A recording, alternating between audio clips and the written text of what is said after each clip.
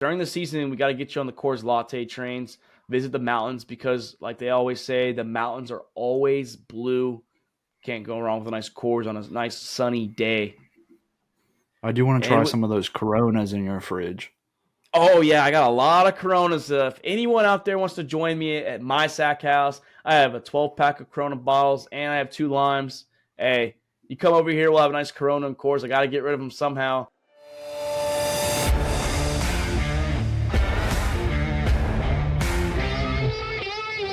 All about the balls podcast with Mark Davis, Chris Minard, and Nick the Doc Smirkowitz. Hello and good evening, and welcome to this My Miami Heat are up 3-1 over those Boston Celtics episode of All About the Balls podcast. I'm your host, Mark Davis, excited as always, live from the Sack House, joined alongside, as always, one of my closest friends, also literally one of the greatest co-hosts I could ask for and be paired with, Chris Meinhardt. I know you had a rough night with some DoorDash episode. I'd love to hear that in a few minutes, but hopefully that didn't wear you down. How are you doing tonight, my friend? Mark Davis doing absolutely amazing. You know, I love being here in the Sack House, talking about all things balls. So I'm glad that we can throw down some sports news tonight. Yeah, once again, sorry about the DoorDash incident that kind of delayed us recording tonight. But as you can see, I'm excited. We're going to talk a little about the NBA shortly, just because the NFL, it's somehow always producing headlines. I don't know how it does it. It's still in a boring offseason, but we spend 4 days, about 3 to 4 days, out talking to each other on the actual in the Sack House, and it's always something. This week's the owners meeting out there. I'm not sure where they're at exactly, but it's the owners meeting, and we had some rule changes. Obviously, they broke down the Thursday Night Football flex schedule, how that's going to work. But we'll start with one of those rule changes, and I guess you coined it. Well, actually, one of my buddies, Ernest Frimpong out here in Washington State, he's a 49ers fan. He coined it the Brock Purdy rule because in the NFC Championship, yes, we saw Brock Purdy go down, and then we saw their backup quarterback go down, and that led to Christian McCaffrey playing third-string quarterback, essentially. Brock Purdy also tried to come back. He could only throw the ball 10 yards, and obviously that's a huge thing. Chris, what's going to happen, honestly, with this rule is that they have a 53-man roster, and before noon of each Sunday game, they have to list what is a third quarterback option. He cannot play any position. So like a guy like Taysom Hill, he cannot be a quarterback and still play tight end. He could be quarterback, but he has to be the second string quarterback. It's obviously like pretty much like a utility rule. Then they'll activate that third quarterback, and the other guy that's hurt can't come back. If he does come back, then the other guy has to go back to the bench. Do you like this rule? Yeah, I mean, I think it's a good rule to incorporate. We saw it heavily with, you said earlier, with the Brock Purdy 49ers. I mean, they're about to throw CMC back there in the backfield to be quarterback. They didn't really have any other option. So this definitely gives the teams some, like a safety net, you could say, that if both their starters go down and their backup, then they have that third one in their back pocket ready to go Yeah, I out mean, there and throw some balls. yeah, honestly, I say boo fucking who. It's a 53-man roster, not a 54-man roster, and that's essentially what you're doing. You're allowing a 54th guy to play, and that's not what it is. You should do what other teams used to do back in the day and carry 3 quarterbacks. If you fucking can't handle that, then get over it. You don't see baseball pitchers, if they go to extra innings and 18 innings, that they run out of pitchers and they can bring back a pitcher that they've used, or have an extra pitcher in the bullpen that's not considered active, and then you can activate them. That's just a bullshit rule. It's honestly rare that you get that situation we had last year at the NFC Championship. So if you're really that concerned, fucking play a third string quarterback, pay him, put him on the bench, and let him be part of your 53-man roster. Like I said, it's a rarity. It's just a point of, it's not 53 players now that's been activated. You've activated 54 guys. And to me, Chris, that's where the math doesn't add up. Yeah, I mean, it's more about the coaching, like who do you have on the 53-man roster? Can you add that third quarterback? I know most teams don't have that third quarterback. I know Who Dat Nation is lucky to have Taysom Hill. We can throw him in as tight end, and he can go out there and catch some balls, but he can also sling that rock. Yeah, I mean, like I said, it's just today's era. Most teams carry 2 QBs. The Saints are one of those situations where Taysom Hill is a utility player. I mean, and honestly, it works out a lot of times. He comes in, He even started, I think, 6 or 7 games a couple of years ago. But it's just a rarity that teams nowadays carry 3 QBs on the active roster. But it's also very rare that both your first and second string gets hurt. And that's why I say if you're just that concerned, I get the rule. I mean, I understand it completely. I'm not saying it's a horrible rule. I just don't think it's a. I mean, it's eliminating you literally having 53 players. That's the point of a 53-man roster, and you're just making it a 54th player that played. So, I mean, yeah, I'm just not a big fan. But this next rule, I know me and you went at it today heavily in text messages, and that's the kickoff rule. They literally changed the rule just for this year. I believe that a lot of these rules are going to be more of a 1 year basis to kind of get a feel for it. They're also going to think about using the XFL rules, but for this year, it's going to be literally the college football rule, the NCAA. If you call a fair catch from anywhere from the 25 and below, so obviously to like the end zone, you start the ball at the 25-yard line. I get it. You know, they say it's safety. Me and you had our concerns about it. I was listening to Albert Breer from Sports Illustrated talk about it, and I kind of agree with him. I agree with Pat McAfee and them. It's not about safety. They don't truly care about the safety of the players. It's more about they care about their money 20 years from now when they get sued out of their asses. And I mean, Roger Goodell pushed heavily to get it delayed, literally to have it today, because it sounds like the owners were going to prove against it because the coaches and the players proved with stats that the whole concussion rate is bullshit. You know, they need to look at the fields because the fields do cause concussions and other injuries as well. So it's an outlier. Like they're taking a part of a stat and they're saying it backs up their theory rather than backing up the theory of another study that shows that fields are an issue. I know you like it because it speeds the game up and it's for safety. But yeah, I just can't agree with this rule. I don't like it. It takes away special teams, in my opinion, on the kickoff return aspect. And it's just a bullshit, soft rule. No, I mean, Mark, like you said, we fucking went on about it all morning this morning, going back and forth. Luke and Wade had to bear that group chat message. But, I mean, I personally like the rule. Like I said, I think it does give the team some safety. Those players aren't taking unnecessary hits for an extra 5 or 3 yards. I mean, I sent you a stat earlier. I mean, on average last year, the kicks fielded inside was 24.3 yards. So if it goes out to the 25, that's giving the offense, what, 0.7 yard advantage. So, I mean, these kicks coming out aren't really going far. And like you said earlier, we grew up with the Devin Hester returning days. We haven't really seen those. I mean, we have those one returns for touchdowns every now and then, but we're just not seeing those special teams like we used to. Well, I mean, and like you said, the concussion, when we talked about it, you said the concussion rate went up.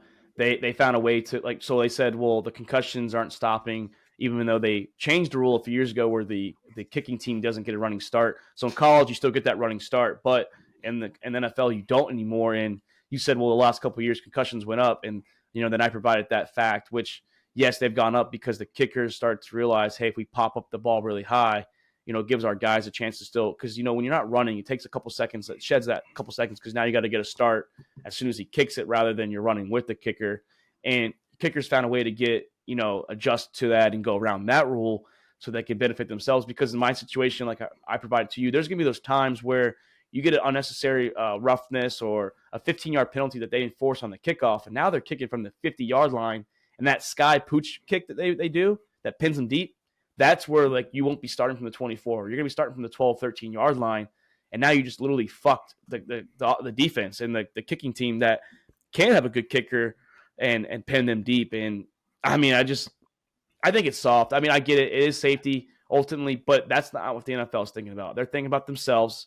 And if they truly give a shit about these players, they'll fucking change these fucking fields to actual grass and not fucking turf that destroys their kneecaps, causes more concussions. So it's a hypocritical move, in my opinion. It's not about safety, truthfully. It's about their money. That's why the owners don't want to change fields, because they have to update the field. They have to keep maintaining it, watering it. So it's more money out of their pockets. They're just selfish, egotistical pieces of shit, in my opinion, Chris. I mean, if the players hate this kickoff rule change and they're bitching to the owners about how this shouldn't change, then the players need to be bitching to the owners about the field. It's not Roger Goodell going to each owner and saying, "Hey, you need to change your field to a grass field." It's the owners, like you said, not wanting to cough up the money to change that field. to a grass field and then care for it. I mean, I Well, don't know what the price difference is to keep up with a turf field compared to a grass field, but I'm sure it's drastically different.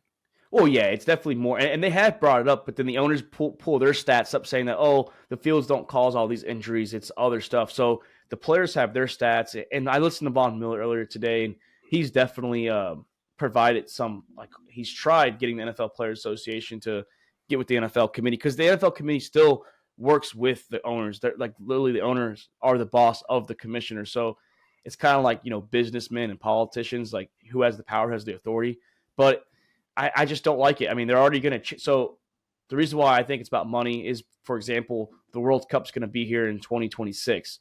And they've already told the soccer players, because the soccer players bitch that it better be natural grass or they're not playing on those stadiums. Because like Dallas Stadium's going to have it, MetLife's going to have it. So they're changing out turf to grass for the World Cup. So they care about that's the money aspect. They're going to do what the players want because the World Cup players have a choice. Once you're in the NFL, you're not going to sit out and strike for a field. You're still going to play because you want your money. And the World Cup, man, they got their way, and the NFL players aren't getting what they truthfully want, and that's better grass. And I mean, the owners are cheap, in my opinion. That's just how I feel, Chris. They're billionaires who care about money. No, I mean, I agree. I mean, like I said earlier to you and to all the guys, like the NFL is a business. It's not a sports. These guys in suits are looking at money signs and not for entertainment purposes. I mean, this is an entertainment business. It's It's all all about the scripted. money to them.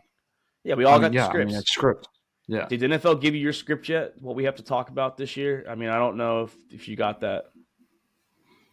I did get an email from Goodell. I haven't messaged him back. All right, good, good. We should be getting a fax copy of that very shortly. And Chris, another rule change: the Thursday night football flex. I mean, honestly, I'm not a fan of Sunday night flexes. I mean, I understand, I like it because you get the better games later in the year, but you're ultimately still fucking the fans over. Like you are screwing them because now they have to change their itinerary. Changing plans on a Sunday to a Sunday game, very easy. But for the NFL fans, like our buddy Rizla, he wants to go to the Vikings and Raiders game, and they play I Week don't know 13. why. I mean, he's a Vikings fan, and he goes to Vegas every year, and he was going to time it out where he can go there. And it's Week 13, so that's the start. So weeks 13 to 17, you can have a flex option. You can get two flexes for a year. So in those 4 weeks, you can get two flexes, and it has to be at least 28 days prior to the NFL. They have to notify everyone so that everyone could adjust and things like that. But now he's afraid if he buys a ticket, it gets flexed out because there's also a rule you can't have more than two Thursday night games a year. The Raiders and the Vikings only have one Thursday night game. So there's a possibility that game could be shifted over to Thursday night football. Even though Thursday night football is supposed to be a better schedule this year, I don't know why they would do that because the Raiders are going to suck.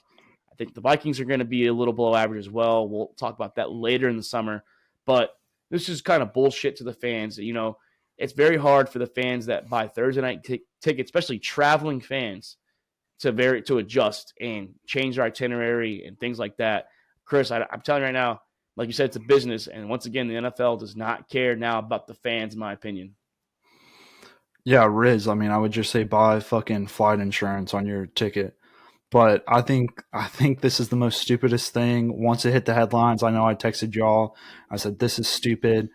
And the thing about it is, like, you get 2 games that can get flexed, and then if they don't use the 2 games this season, then it gets moved to next season. Like, why are we even doing this? And like you mentioned earlier, if there's a 12 o'clock game that gets flexed to 8 o'clock on Sunday, easy for fans. But if you expect to be in a city a weekend and then it's like, hey, we're doing a Thursday night game now, that just throws a fucking wrench in everyone's plan.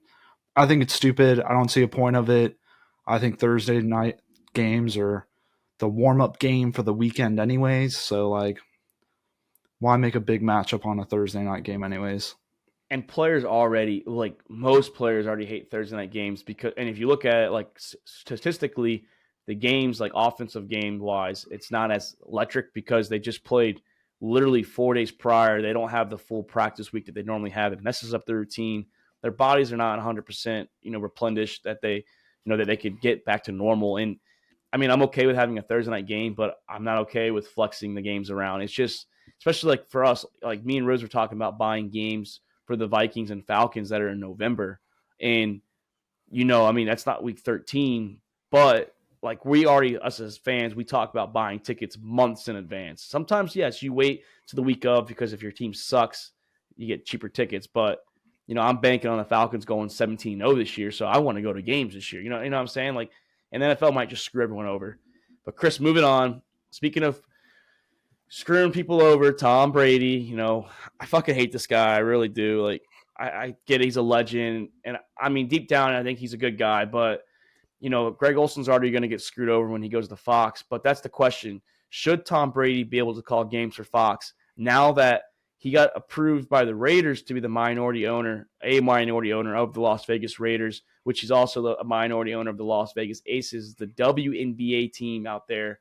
But if he calls games for Fox, is that going to be a biasy thing? Like some guys like Dale Earnhardt Jr. for NASCAR, he's able to be fair when he calls competition against his team and when his team's racing. But is it fair though for guys like that, like Tom Brady, to call games potentially for the Raiders or division rivals, and he might possibly shit talk because you can't just shit talk your team. No, I agree. You can't shit talk your team. I don't think Tom Brady's going to be biased. I mean, he doesn't give a fuck if the Raiders win or lose. He just cares about people showing up to that game. That's just money in his pocket.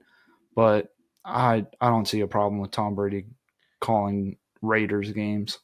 Well, fuck him. He shouldn't be calling games anyways. Greg Olson killed it last year. I'm on that train. Fuck Tom Brady, and Greg Olson should be on the A team for Fox with Kevin Burkhardt. That's all I gotta say, man. I'm telling you, fuck Tom Brady. He gets my boil. My juices boil when I talk about this man.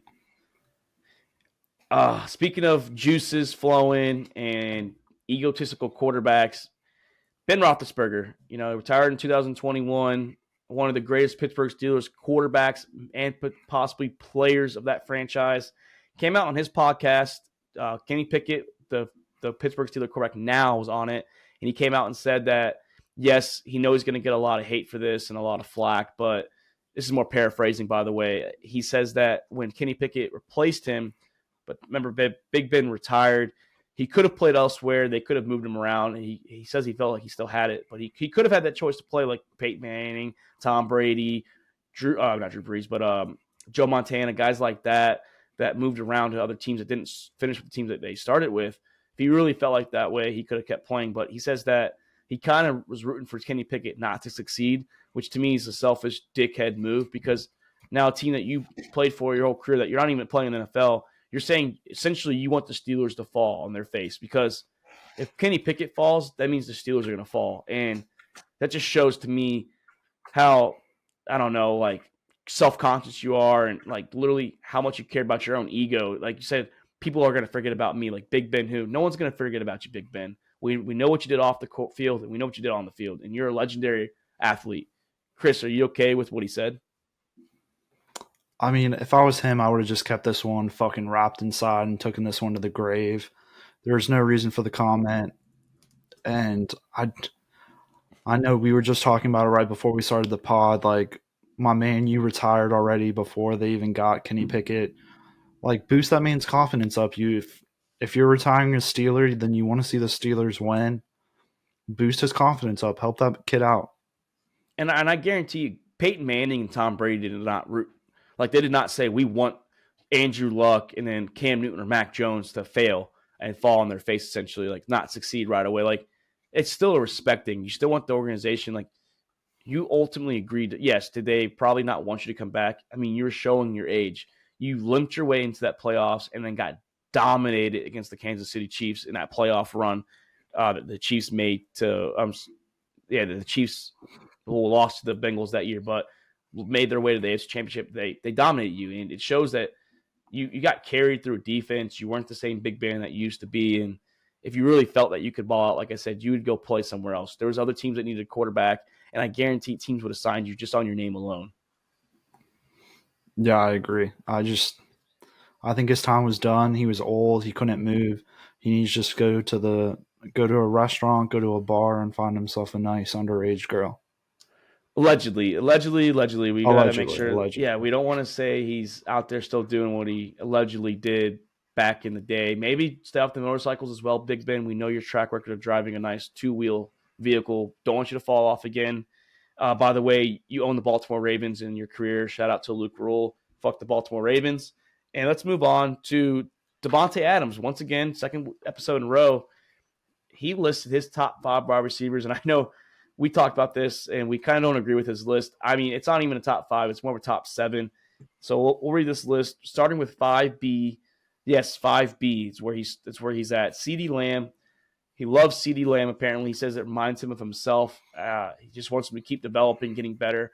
And yes, I was wrong about CeeDee. I do think he is one of the top receivers in the league. Maybe not top 5, but you have 5A, Mike Evans. I get it. Mike Evans is Mr. 1,000 yards. He's got 1,000 yards every year in his career. Will he get that this year with Kyle Trask or Baker? That's yet to be seen. Number 4, a wide receiver hasn't played in over a season in a few weeks.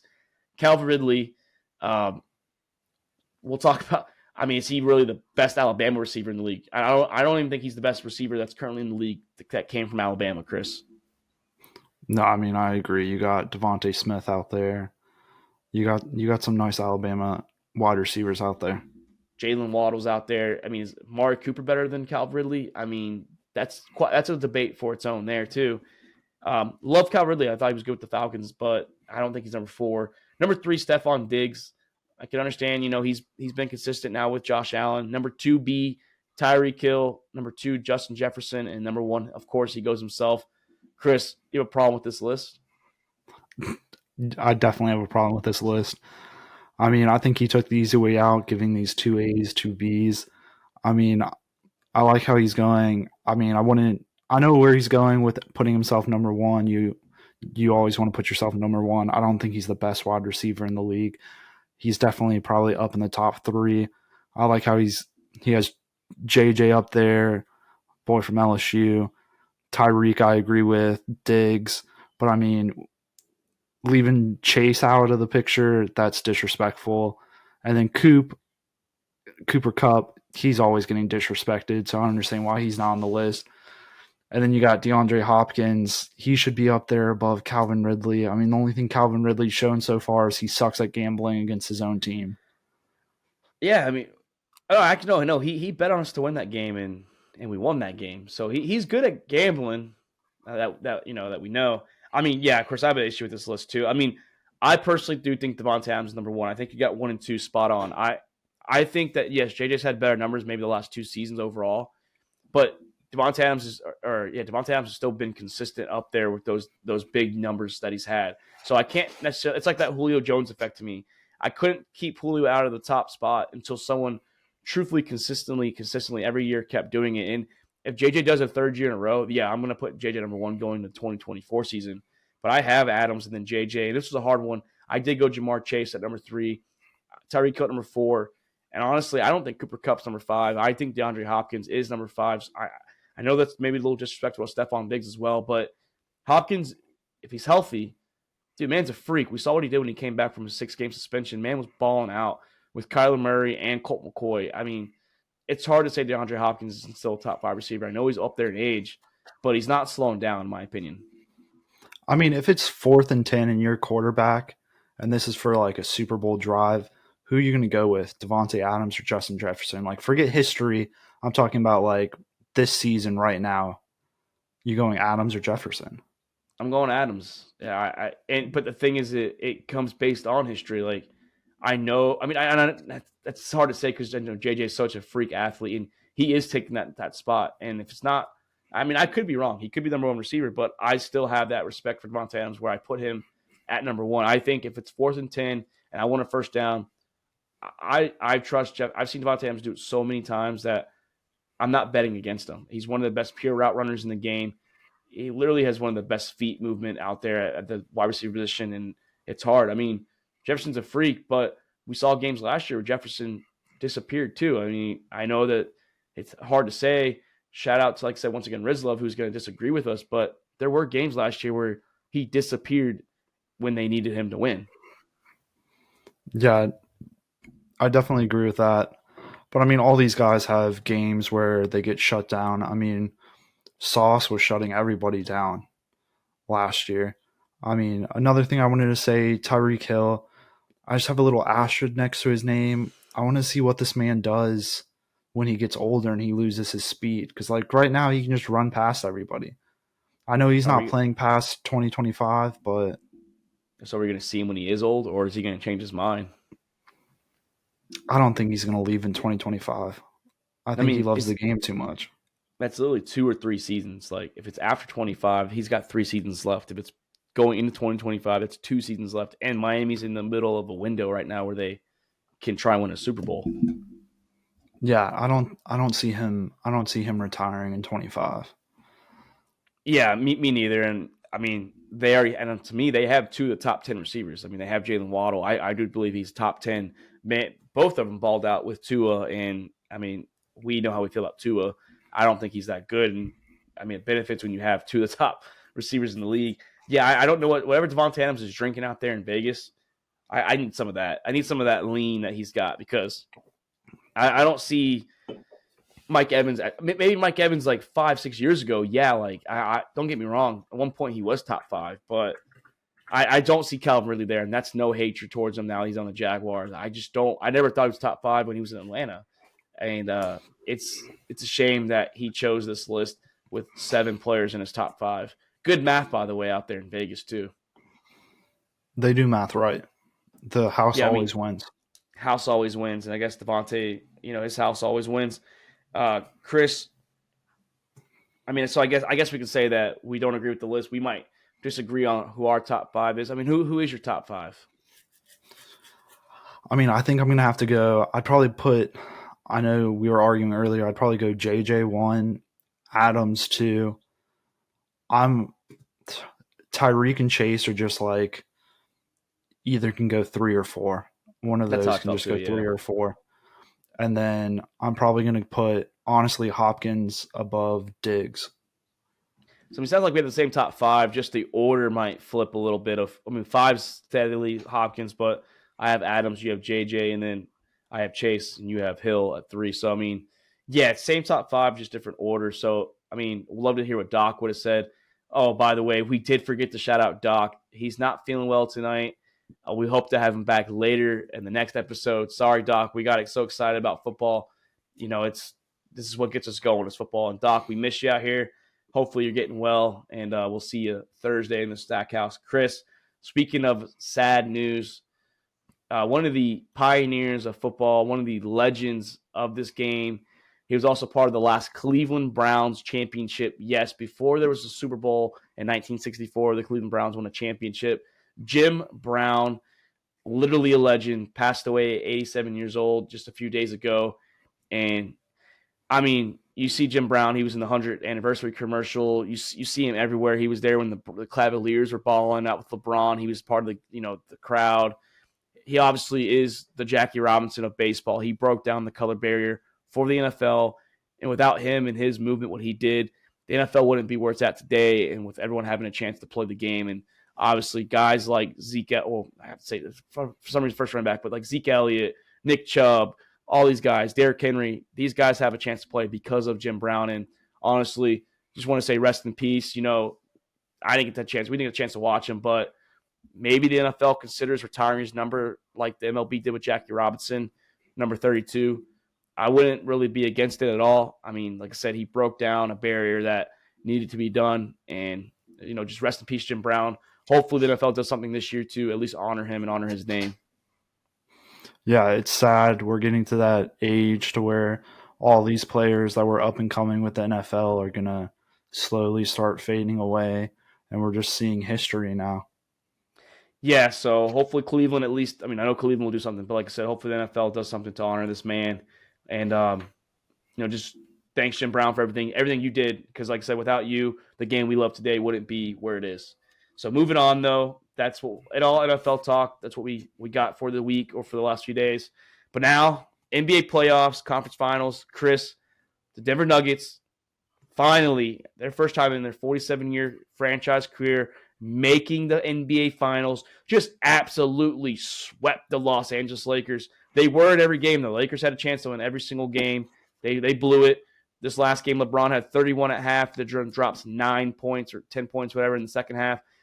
start to show his age, got gassed. We're settling for more jump shots, not being attacking. But speaking of LeBron and his age, we know it's his 20th season. Was this his last chance, Chris, to get to the NBA Finals and win another title? I mean, I don't know if it was his last chance. I mean, the Lakers started off dog shit this year.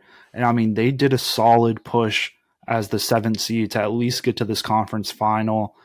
I don't think it's his last chance, but it might be nearing it.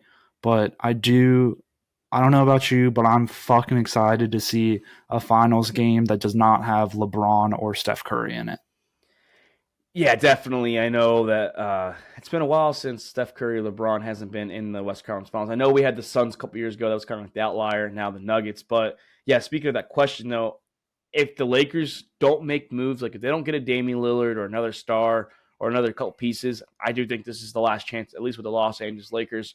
We'll never know maybe what happens down the line when he potentially plays with the Sun, if that still happens, which he addressed that. But if they don't make moves out there in LA, at least with LA, I don't believe they'll get back to another title.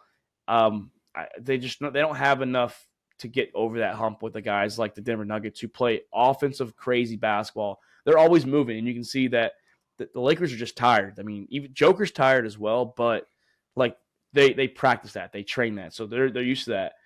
And we're gonna stay on the LeBron James wagon real quick. This little train with him. I don't know how you feel if he's the GOAT or if you consider MJ or another basketball player to be the GOAT. But if he's not the GOAT, did this hurt his chances? Being swept, he's stuck on 4 finals and 10 appearances. Did this hurt his chances of becoming the greatest of all time for the game of the NBA? I mean, I personally hate GOAT talk. I mean, the game is different. Just like football, the game is different than what it is back in the day. Like people are going to say that Patrick Mahomes is the GOAT, but then you have like Joe Montana back in the day. You have all these great quarterbacks that were a GOAT back in their time. So like, are you dissing them? So I mean, I hate GOAT talk. I think LeBron's a great player, probably definitely one of the greatest players in our generation. So I'd put him up there for at least our generation. Yeah, and I agree with you. I hate the GOAT talk. I don't mind entertaining it once in a while when I'm in the mood, but like what to me, what classifies the GOAT? Because that's the thing. We all do it in arguments. We make stats and we make arguments to fit our narrative, to fit that story that we want to push. So the topic is that MJ has more rings. He's 6-0 in the finals compared to LeBron 4-6. But then you have Bill Russell, who's got 11 rings. And then you're like, okay, well, and then you have people like to say stats, and they're like, well, LeBron James only has these stats because of longevity. But then when I mention that, like, oh, Tom Brady's got these stats because of longevity, they say he's got 7 rings. I'm like, okay, well, so what's the agenda you want to push? Because Tom Brady, for example, he has these stats, but it took him longer to do it than guys like Peyton Manning and Drew Brees and Brett Favre. But LeBron, yes, it took him a little longer than the guys like Michael Jordan, but man went to 10 finals. And if I'm looking at like athletic, like player, like what they do on the court, LeBron is more equipped like with his tool belt. He's a great passer, probably one of the best passers of the game. Yes, he can't shoot the ball well, but he's one of the best drivers of the game. He's got one of the highest IQs. He's one of the best rebounders. So if you're going based on just skill alone, I mean, yeah, he's probably better than MJ, but MJ's a better winner, I guess. But that's also a team game. Your team is better. Like, and that's why the whole Tom Brady, I don't think Tom Brady's a GOAT. I really don't. I think he was beneficial beyond the greatest teams possible, the greatest coach possible, one of the greatest owners possible. And yeah, I don't like the GOAT talk as well. And it's hard to say because every era is different. It's hard to compare eras. Yeah, like I said earlier, the game changes. Football was different back in the day. Now it's just passing offense. But like going into NBA, it's hard. I mean, statistics are changing, and then you have players that are making it to the final. And like you said, it's a team game. So it's like, who did these players have on their team to help them get to the finals and win these games? Yeah, like and a guy like Magic Johnson, he was arguably the GOAT at the time, but he had to retire because of his situation in 1992, where he had HIV and all that stuff. But that slowed him down, and he was at 5 rings, and he was potentially going to get more. We don't know if the Bulls could have kept winning if Magic Johnson was on the court still. So, I mean, it's just hard. Every era is different. Every style of the game is different in each sport. I mean, we could talk like right now, like the topic of best player currently playing, and that's where I want to lean to is Joker's a 2-time MVP. He's got more MVPs than Giannis, I believe. And if he wins a championship this year, he'll have the same amount of rings as Giannis. Steph Curry's got 4, but I don't really consider Steph Curry the best player in the game right now. But if Joker wins the finals this year, is it time to put him in that conversation as the best player in the game today? I'm going to go back to when we discussed the MVP debate earlier, and I just want to change my narrative and say that the Joker got robbed his third MVP in a row, because goddamn, watching him in this series was absolutely insane. He's definitely probably the greatest right now in this game. Yeah, even LeBron had to give him respect. Like some of those circus shots where it was literally he's just throwing it up. Like, the man's gifted. For a guy with a body like us, like dad bods out there, he makes us proud because it's like, he looks like an average Joe. He always looks gassed, but the man gives 100% on the offensive end. Defense, yes, he'll sacrifice a little bit because he's so efficient on offense. I love seeing Joker play. For a 7-foot center to do what he can do, the way he plays the game, phenomenal, my friend. Yeah, watching him manhandle AD in the paint was the greatest thing I've ever lived for. Yes, you hate AD, so yes, but Joker's a beast. Jamal Murray stepped it up. He was the first player in the conference finals to average 30, 40, and 90. So 30 points a game, 40% from the 3-point line, and 90% from the free throw line. Man balled out. You could have even made an argument for whoever got the Western Conference Final MVP, which is the Magic Johnson Award. They did give it to Joker. He's the first player to average a triple-double in a 4-game sweep. So congrats to the Denver Nuggets. Way to get there. Now we at least 5 teams that haven't been to the finals, one of those including the New Orleans Pelicans. Sorry, Chris. And Okay. like I said to open the show, my Miami Heat, yes, we did lose today to Boston, which I'm a little upset. I don't want to go back to Boston. And so we're up 3-1. And yes, every game's a must-win for this Boston Celtics, who you chose in 6. But normally when the home team, like the higher seed is up 3-0, they can sacrifice to lose one of those games on the road in games 3 or 4. But Miami is the opposite. We have to go to Boston now in game 5. Yes, they've struggled at home. Boston has. But if they win game 5, now game 6 is an absolute must-win for the Miami Heat because you don't want to go back to Boston for game 7. So it just keeps putting that pressure on this. Jason Tatum finally showed up. Chris, he's been bad this fourth quarter, this series. I believe he's an inconsistent superstar. Do you think that the Celtics can make a little push and keep pushing Miami and maybe get game 6 back at South Beach? I think the Celtics are going to push. I think Miami overall is going to win this series.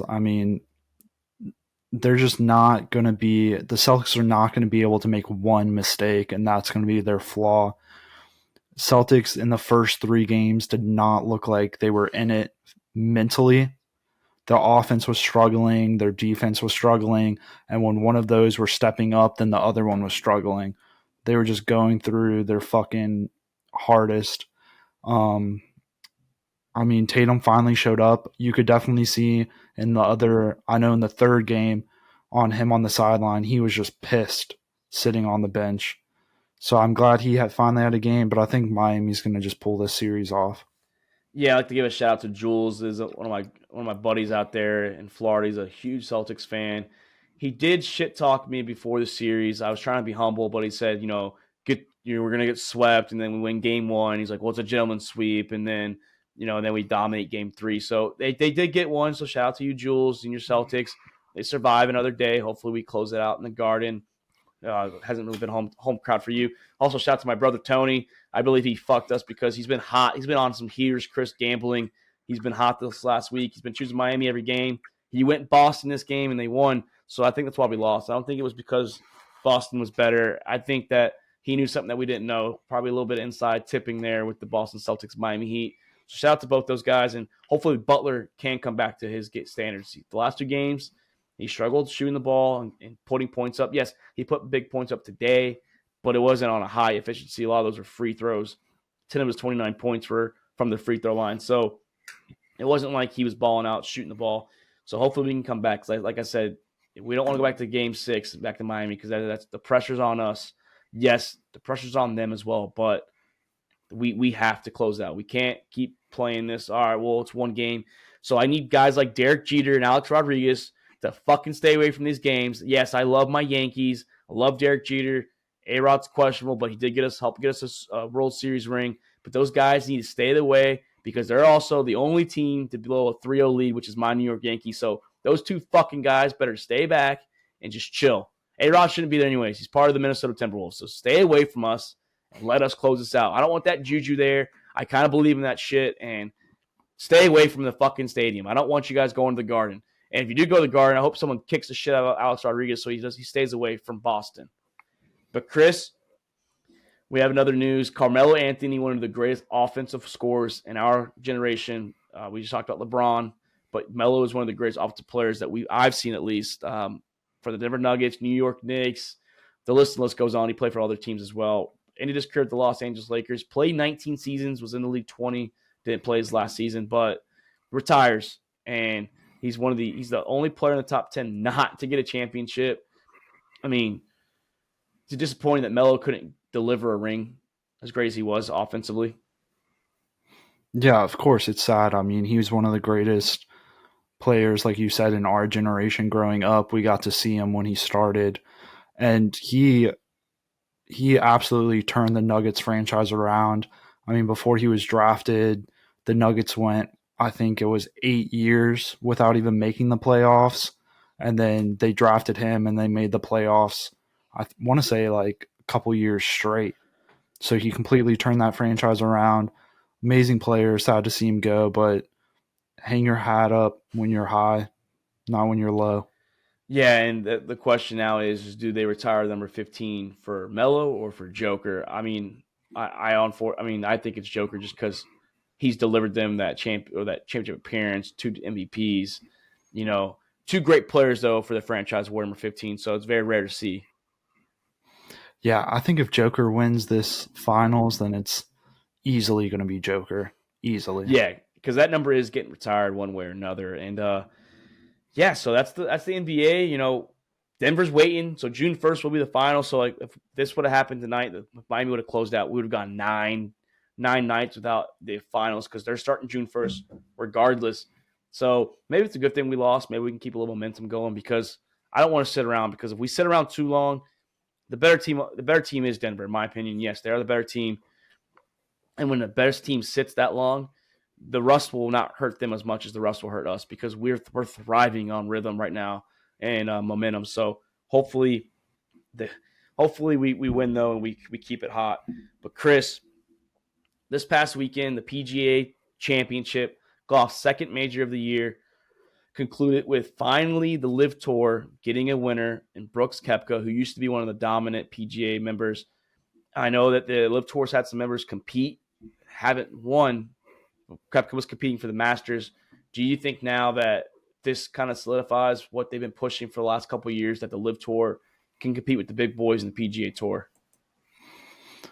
Yeah, I mean, I think these players can compete. I mean, it's good for a little bit of highlight on golf. I mean, growing the sport there. I know it's not as big as your NBA, your NFL. So it's definitely growing a little bit. And I think these players can definitely compete in the Masters. Yeah, I'm opposite. I just don't think on a regular basis. Yeah, I mean maybe for the majors because it's like kind of like the championships. Like you play up to that because what the magnitude is of that actual championship. But on a regular weekend basis, four weekends or 4 days for the week for the golf week, I don't think they can consistently do it. Some of them maybe can, but not most of them. A lot of them are the older folks like the Phil Mickelsons, the Sergio Garcias. I mean, I just don't think it. I think the LIV Tour is a joke anyways. They play 3 rounds. They don't even play 4 rounds. I just don't think they have it in them. But, what we talked about before the show is Michael Block, a PGA professional, club professional out there. So pretty much he's a guy that is like a coach for like different like golf courses. And, the man was in there. He was in the top. He was hovering around the top 10 for a little bit. He had a hole-in-one, shout out the final round. He needed a top 15 appearance to get to the next year's PGA Championship, which he got. He had a crazy chip or a pitch shot on the 17th hole or 18th hole, actually, with thousands of people surrounding you, makes a par putt, gets into the next year's PGA Championship, also is playing in the Charles Schwab Cup. Chris, this guy gives us hope that maybe we can go start playing the PGA Tour. Yeah, no, I mean, I've had one great round of golf in my entire fucking life. Shout out to you and Luke. Great day that day. But sign me the fuck up. Send me some clubs and let's go. I mean, if not, you could be my caddy, and you get 10% winning. So like, I mean, I don't know. Like, it's just cool to see. I mean, I was rooting for him, man. I was talking to my uncle, and literally, his roars that he was getting was like Tiger Woods. Like, that was the atmosphere. And you don't see, like, the golf is different when Tiger Woods isn't playing. The majors will get that buzz still, just because how big the tournament is. But those roars, I'm telling you, were Tiger Woods roars. And I've been in the crowd for Tiger Woods. Those things are loud and as can be. And I mean, good for him, man. Maybe he's the new Michael Woods. Maybe he's going to replace Tiger.